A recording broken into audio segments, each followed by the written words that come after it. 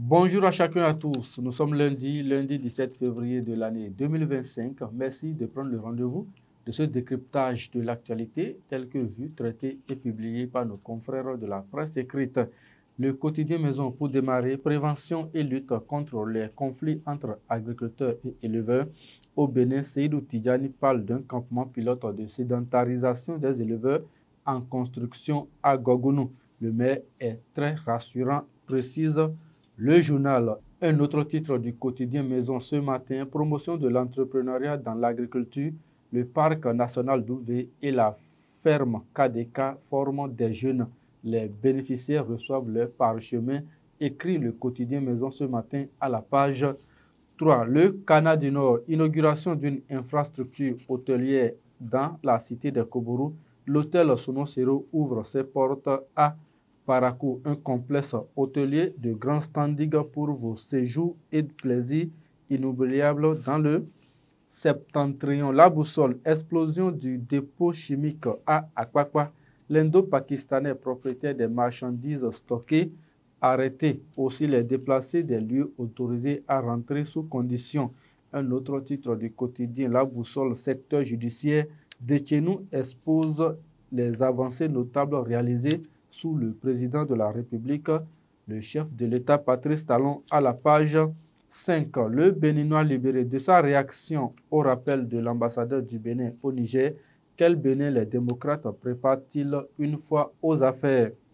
C'est une interrogation du quotidien de Aboubakar Takou ce matin. On peut retrouver les photos de Bruno Amoussou, Guy Dossou Mitokwe, Valentin Djanote Agossou, Olivier Boko, Boni Yahi et Adrien Humbedi et d'autres personnes. Dabi Info, deuxième édition de la fête culturelle de l'association Ifé Tayo, Parakou sous les projecteurs de la culture Tchabé du 21 au 23 février 2025. Accident d'une patrouille policière à Savé, un mort et des blessés graves. Bénin intelligent à présent, santé publique au Bénin, un système en mutation. Claudine Afiavi Prudencio en mission d'évaluation, identification des personnes. L'ANIP se réinvente et se modernise, peut-on lire à la page 2 du quotidien Bénin Intelligent ce matin. Le potentiel cybercriminalité et chantage visant une élue parlementaire béninoise, une députée victime de sextorsion, deux escrocs jetés en prison, écrit le quotidien Le Potentiel à la page 2. Ce matin, accident mortel à Savé. Vendredi dernier, un policier perd la vie, deux gravement blessés. Fraternité, élection générale de 2026. La liste électorale publiée en septembre 2025, la plateforme e-service.anip.bj ouverte aux citoyens, écrit le quotidien de Ménotin à la page 3. Inauguration d'œuvres sociales à l'école primaire publique Tove à Ouida. La SIAB offre un meilleur cadre d'études aux apprenants. La nation, identification des personnes, de nouvelles plateformes digitales lancées, établissement de la liste électorale informatisée. Les clarifications de l'ANIP sont à retrouver à la page 3. Les autres titres du quotidien Maison d'Abaro à présent.